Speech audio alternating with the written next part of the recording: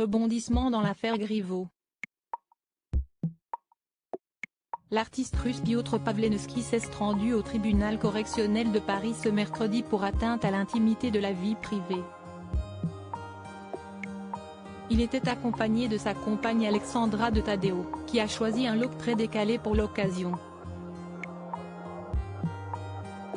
S'y est-il dans une tenue pour le moins étonnante, à savoir une longue robe bleue à sequins, qu'Alexandra de Taddeo s'est rendue au tribunal correctionnel de Paris ce mercredi 28 juin 2023, aux côtés de son compagnon Piotr Pavlenski, tout de noir vêtu.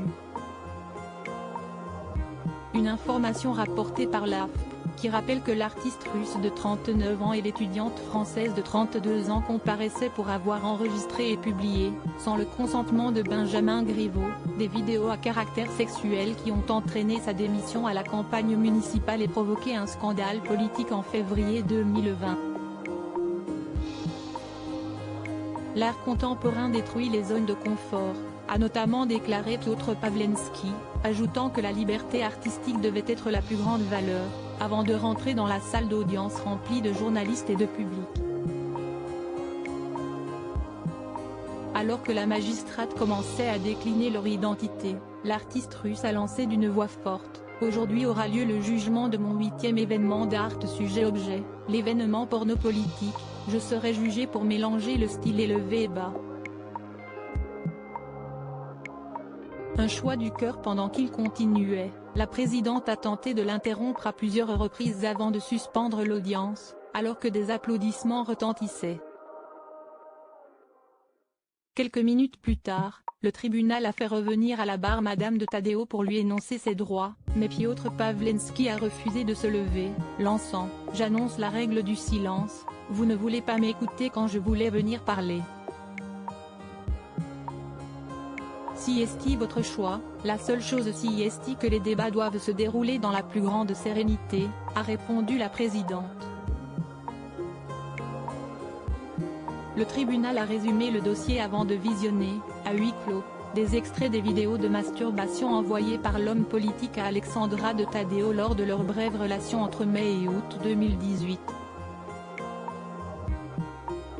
Alexandra de Taddeo, aujourd'hui étudiante en histoire de l'art, a quant à elle accepté de s'exprimer. Dans une déclaration liminaire, elle a estimé que, depuis 40 mois, sa parole avait été manipulée, ridiculisée, ignorée par cette machine à broyer qu'on appelle institution judiciaire et son pendant médiatique. L'étudiante a déclaré avoir tout exprimé dans son roman autobiographique intitulé L'amour, qu'elle portait d'ailleurs à la main, ajoutant qu'elle n'avait à aucun moment voulu piéger Benjamin Griveaux.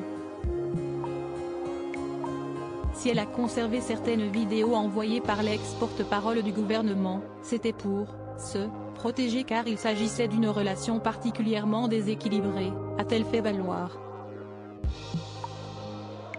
Les juges d'instruction ont conclu à son implication directe dans la publication des vidéos, mais Alexandra de Taddeo a maintenu que Piotr Pavlenski l'avait fait à son insu. Lors de la révélation, ma première réaction a été de paniquer, venant d'un milieu plutôt conservateur, machiste et assez fermé à l'art, a-t-elle assuré, affirmant avoir dû faire un choix du cœur. Aujourd'hui, je le vois comme une évolution dans toute la séquence artistique des événements de Piotr, a-t-elle expliqué. Je pense qu'en réalité on parle beaucoup de droit à la vie privée depuis le début de cette procédure, mais il y a aussi le droit à la liberté artistique, a-t-elle défendu, disant soutenir son compagnon, un très grand artiste contemporain. Si elle était bien présidente de l'association qui a financé le site porno-politique et y a co-signé une interview de la Sicciolina, femme politique italienne et actrice de films pornographiques, Alexandra de Taddeo a répété qu'elle n'a eu qu'un rôle financier et organisationnel mais aucun rôle créatif. La prévenue a ensuite annoncé refuser de répondre aux avocats de Benjamin Griveaux, 45 ans, absent de l'audience, et à celle du parquet. Durant de longues minutes tendues, les conseils de la partie civile ont posé tout de même leurs questions, l'une après l'autre, pointant des coïncidences, d'un ton souvent ironique. maquiller ses agissements, ses délits et ses crimes en invoquant l'art, si est une imposture. L'art, ça n'est pas fait pour avilir, pour humilier, pour abaisser. Ce n'est pas un instrument de terreur, ce n'est pas un instrument de torture, si est le contraire de cela, a lancé l'un des avocats du mari de Julia Minkowski, Richard Malka.